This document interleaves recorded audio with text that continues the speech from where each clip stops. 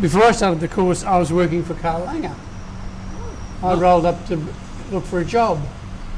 Even before you started? Oh yes. Yeah. When I finished school and did my got matriculation, I can't remember who it was. A family friend suggested we go and see what's his name, Jacobson. What was it called? Architects Group it was called. They were up in Queen Street at the top.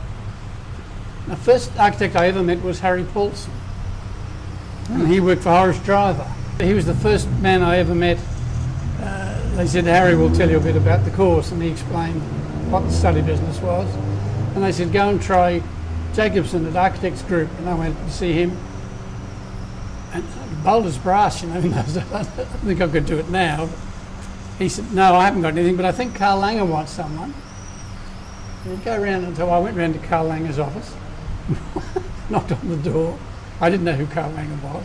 No idea.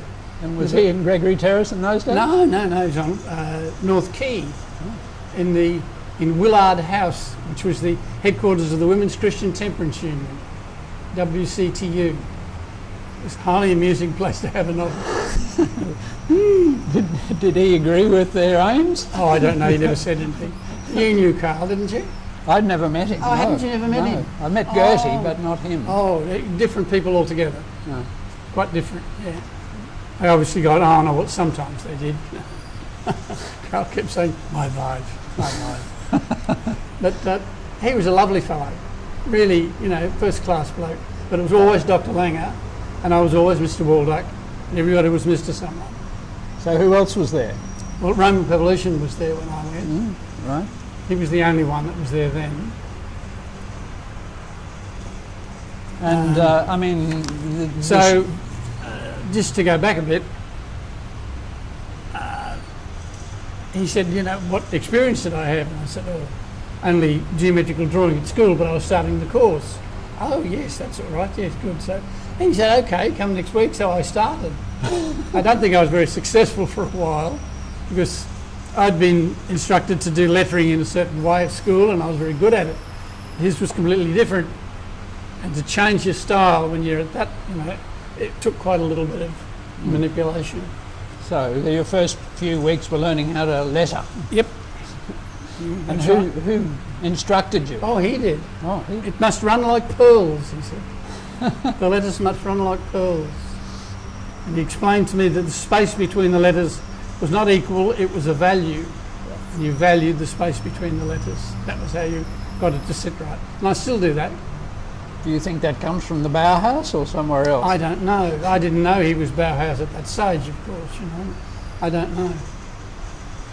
Well, I'm not sure he was, but he was. Yeah, Roman told me he was at the Bauhaus when Peter Behrens was running the business. But I can remember Roman saying, but Peter Behrens is not an architect, he's a solicitor. Well, from what you can work out, Karl was his right hand in the office. Yes, that's what I can gather. So he was very experienced by the time he came to Brisbane. So that sort of started the whole business off, and then it just took off from there. You know, I was there for 5 years.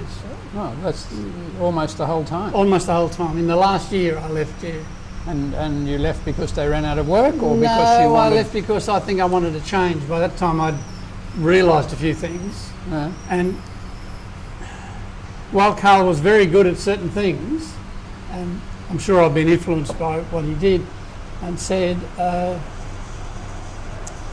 when you saw what the other boys were doing in their daily work, you know, different structural problems, and Karl would never employ a quantity surveyor, for example. Oh no. Or an engineer. Nope. No.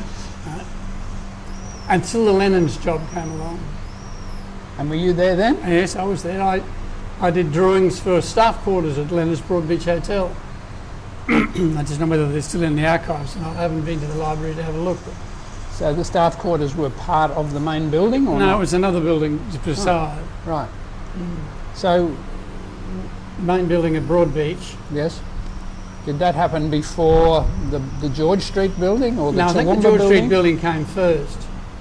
The fellow's name was Watt, I think, at Lennon's, the manager man. came to me the other day. I read him about him some other history of Brisbane. His name came up, and that was it, Mr. Watt or Watts.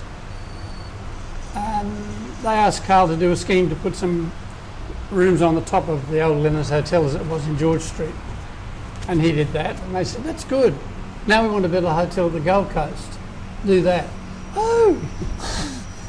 He was overjoyed, actually. I can remember he took us all to dinner at Lennon's Hotel, the whole office. We had about 4 or 5 people at that stage. But after Roman in the office, I mean, Roman was good. I got to like Roman, and then he went to the government after that. Hughie Beck came to work there. Yes. And Alan Amos after that. And they both came from the office of Donahue, Cusick and Edwards. And that's where I subsequently went after I left Karl. Okay. The Lennon's Hotel business was ongoing when I left at that stage. It would have been 1955, I suppose. But Jack Gilmore was there, the Gilmore Trotter and Partners. He was there for a while. Karl Hammerschmidt, who went to Melbourne later, and I don't know what happened to him after that. So all those people were still in the office when Lennon's finished, or? No, these came. I couldn't give you exactly who was there. But an office of about 5 people. Yeah. And then it got bigger, and then he shifted down into Isles Love building in Adelaide Street. He took a big floor in there, and we all sat out in rows, I remember, before he went to Gregory Terrace. And I left when he was down there in Adelaide Street. Right.